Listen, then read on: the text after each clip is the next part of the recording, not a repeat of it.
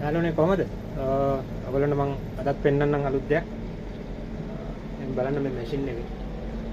ඉතින් අපේ සුෂි රයිස් අපිට හදලා දෙන අපේ වැඩ පහසු කරන මේ මැෂින් එක. බලන්නකො. හොඳට බලා ගන්නකො රයිස් කිලෝ 2.5ක්. දැන් අපි ඔක්කොම මේ සිස්ටම් එකට ප්‍රෝග්‍රෑම් කරලා ඔක්කොම අපි දීලා තියෙන දත්ත ටික දැන් මේ අපේ ඒ සුෂි රයිස් එක හේදන ගමන් තියෙන්නේ. ඔයගොල්ලන්ට පේනවා ඇති.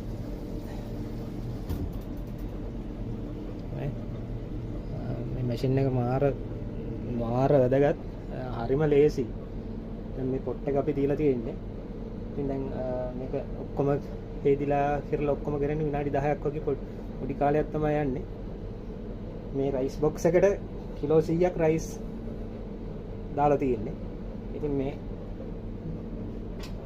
මේ දැන් මේ රයිස් එක හේදිලා කරලා ඔක්කොම මේ පොට් එකට දැන් වැටෙනවා. තා පොට් එකේ. ඔයගොල්ලන්ට බලා ගන්න පුළුවන්.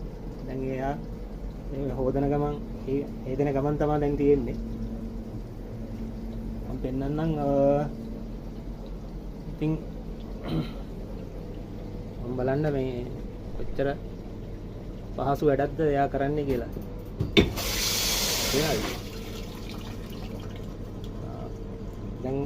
දැන් එය හේදිලා කරලා ඔක්කොම කරලා ඒ රයිස් කිලෝ 2.5ට අවශ්‍ය වතුර ටිකයි ඔක්කොම ලිමිට් එකට ඒ කියන අවශ්‍ය ප්‍රමාණයට දැන් වැටුණා.